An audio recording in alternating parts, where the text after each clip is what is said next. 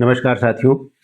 Market crash हो चुका है। सिल्वर, गोल्ड सभी के प्राइजेस लगातार गिर रहे हैं। अब यहाँ पे सबसे बड़ा सवाल ये है कि ये गिरावट कब रुकेगी, कब वो लेवल आएगा जहां से मार्केट कंसोलिडेट होगा और बाउंस बैक करेगा। इसके बारे में बात करेंगे। साथ के साथ जानेंगे ईरान, इजराइल और अमेरिका में जो वॉर चल रहा है ये और कितने लंबे समय तक चलेगा, इसका क्रूड ऑयल पे कितना इम्पैक्ट पड़ेगा और आने वाले टाइम में क्राइसिस कहां तक जा सकता है। इन सभी विषयों पे डिटेल में बात करते हैं। साथियों, सबसे पहले शुरू करते हैं अमेरिका, इजराइल और ईरान में जो वॉर चल रहा है।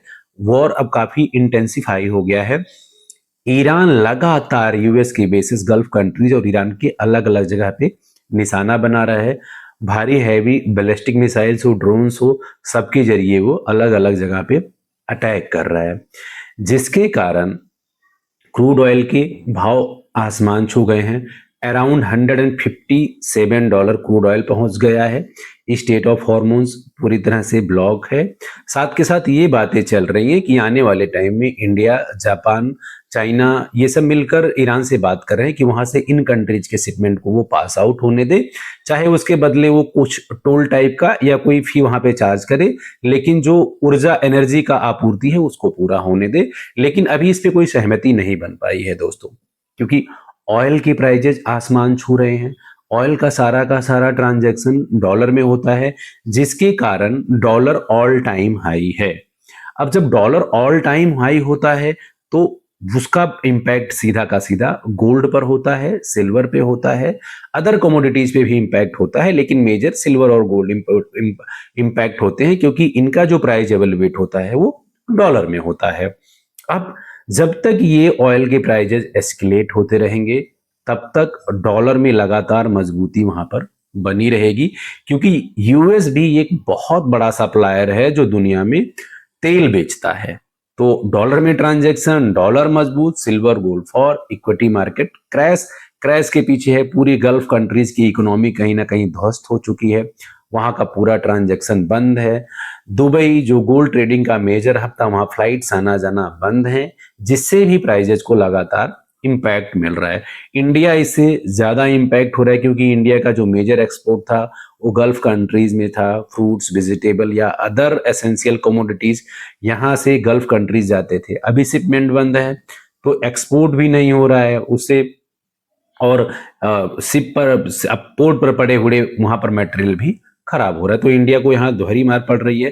Crude oil India major import ही करता है और वो महंगे भाव में कर रहा है, तो वहां पे भी इंडिया को काफी झटका लगा है। क्रूड ऑयल महंगी वजह से कॉर्पोरेट के मार्जिन कम होंगे, अनएम्प्लॉयमेंट होगा, साथ के साथ महंगाई आसमान छुएगी, तो इंडिया के ग्रोथ रेट पे भी इसका फर्क पड़ेगा। अब जानते हैं साथियों इसमें कहां से ये रुक सकता है, भाव में गिरावट किस जगह पे आके रुकेगा, मार्केट कहां से उठना शुरू होगा। सबसे बड़ा जो उसका इंपैक्ट करेगा वो है डी एस्केलेशन। अगर यहाँ वॉर में डी एस्केलेशन आएगा तो जो ऑयल का भी प्राइस है 150 के ऊपर जो चल रहा है, वो कहीं ना कहीं इंडिया के जो बकेट में है वो 80 या 80 से कम आ जाएगा, यानी कि ऑलमोस्ट 80 से लेके 90% तक का गिरावट। जैसे ही क्रूड ऑयल का भाव गिरेगा उसके जस्ट तुरंत बाद आप देखोगे कि डॉलर में लगातार गिरावट आएगा। वहां पर आपका गोल्ड, सिल्वर मजबूत होगा, इकोनॉमी मजबूत होगा, मार्केट मजबूत होगा, सारी की सारी चीजें वहां पे स्टेबलाइज होती हुई दिखाई देंगी। लेकिन जब तक क्रूड ऑयल के भाव तेज हैं, डॉलर में स्ट्रेंथ है, तब तक वहां पर आपको स्टेबिलिटी नहीं दिखेगी, वहां पे आपको गिरावट देखने को मिलता रहेगा। साथियों, ईरान रुकने के लिए तैयार नहीं है। यूएस यहाँ पर, इजराइल यहाँ पर आपको कहीं ना कहीं बैकफुट पर नजर आते हुए दिखाई दे रहा है, क्योंकि अब उसने अपनी लंबी रेंज की भी मिसाइलें निकाल दी हैं। साथ के साथ अलग अलग जगह पे, चाहे ऑयल डिपो हो, गैस डिपो हो, सब पे निशाना बना रहा है ऑलमोस्ट। तो इंडिया के लिए ये काफी क्रिटिकल सिचुएशन है।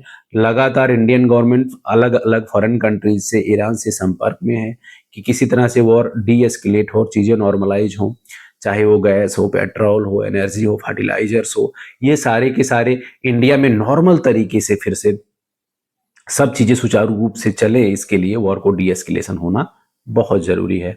अब आइए बात करते हैं प्राइस की लेवल की दोस्तों। साथियों, अभी अगर गोल्ड की बात करें, सिल्वर की बात करें, तो बहुत ही ज्यादा टूट चुका है और ऐसे लेवल पे प्राइजेज इतने डिस्काउंट लेवल पे, अगर कोई मार्केट में अभी तक इन्वेस्टमेंट नहीं किया है तो एंट्री लेवल के लिए बेस्ट है। या अगर कोई यहाँ से लॉन्ग टर्म के लिए इन्वेस्ट करना चाहता है, 5 से लेकर के 5 ईयर या 5 से ज़्यादा का उसका टेन्योर है, तो वहाँ पे उनके लिए ये बेस्ट चीज़ें हैं।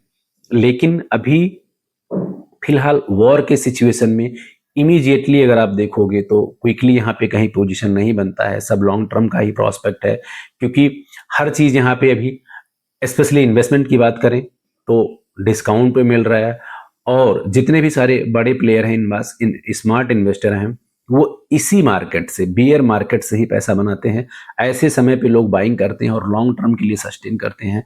वहां पे उनका जो रिटर्न होता है वो बहुत ही हायर साइड होता है। तो एंट्री का एक बहुत अच्छा अपॉर्चुनिटी है।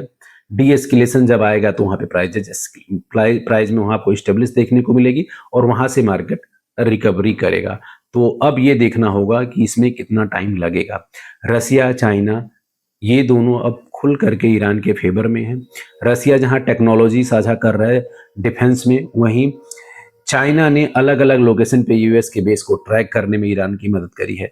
तो ईरान भी अब वहाँ पर अच्छे से स्टेट ऑफ हॉर्मोन्स को कंट्रोल कर रहा है और खुल करके युआन चाइनीज करेंसी को वहाँ प्रमोट कर रहा है। जो भी चाइनीज करेंसी में ट्रेड करेगा उनको वहाँ पे वो डिस्काउंट भी देगा और वहाँ स्टेट ऑफ हॉर्मोन से उनके शिपमेंट को भी पास करा रहा है। साथ के साथ ऐसा देखा गया है कि जो स्पेशली गोल्ड की बात करें, क्योंकि गोल्ड में बहुत सारे क्वेश्चन आ रहे हैं लोगों का कि अब बेच दें, अभी क्या करें, क्योंकि अनसर्टेनिटी है, पैनिक का माहौल है, बहुत सारे लोगों का पिंग आ रहा है, कॉल आ रहा है कि ऐसे सिचुएशन में क्या स्ट्रेटेजी होना चाहिए। फ्रेंड्स, ऐसे सिचुएशन में वेट एंड वॉच करें, लॉन्ग प्रोस्पेक्ट करें, सेल करके काम ना करें। जब तक आप बेचते नहीं हो तब तक वो आपका कागज में एक नोशनल लॉस है, लेकिन जिस दिन आप सेल कर दोगे उसी दिन आपका वो लॉस की बुकिंग हो जाएगा। तो आप वेट एंड वॉच करें, क्योंकि अमेरिका की इकोनॉमी पूरी तरह से ध्वस्त हो चुकी है। चाहे उनका बहुत बड़ा कर्ज हो या फिर उनके यहाँ महंगाई हो, अभी वहाँ ऑयल की प्राइजेस 30% हाइक हो गए हैं यूएस में, वो हो आपका, या फिर उनका जो वॉर में जो 1 बिलियन से ज़्यादा डेली का खर्चा आ रहा है वो हो।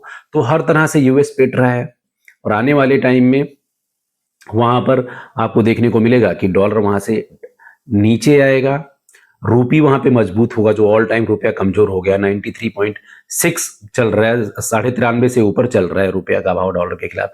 तो वहां पे भी आपको मजबूती देखने को मिलेगी, लेकिन आपको वेट करना पड़ेगा, क्योंकि ये क्राइसिस है। जितनी बार भी क्राइसिस आया है, चाहे कोविड हो या अलग अलग टाइम पर जो भी मार्केट में गिरावट आया है, उसके बाद मार्केट ने बहुत अच्छी तरह से बाउंस बैक किया है और बहुत ही फास्ट रिकवरी वहां पर होता है। तो इमीडिएटली जो निफ्टी की बात करोगे, स्पेशली अब तो 26 को पहुंचने में टाइम नहीं लगेगा, चीजें स्टेबलिश होंगी। सेम गोल्ड में है, जो 5000 का उसका मेजर सपोर्ट लेवल था, उसको क्रॉस करने में टाइम नहीं लगेगा, क्योंकि बड़े बड़े लीडिंग इंस्टीट्यूशन या सबका जो प्राइस प्रेडिक्शन है वो 6000 से ऊपर का है। तो वेट एंड वॉच करें, पैनिक सेलिंग ना करें, वॉर के डीएस्केलेशन के लिए वेट करें। यूएस इजराइल यहाँ पर बैकफुट है, ईरान स्टेट ऑफ हॉर्मोन्स को कंट्रोल करके लीड कर रहा है। और दोस्तों, और कीप इन्वेस्टेड, कीप पेशेंस और लॉन्ग टर्म का प्रॉस्पेक्ट हमेशा रखें, पैनिक सेलिंग ना करें। आज की वीडियो इतना ही, थैंक यू।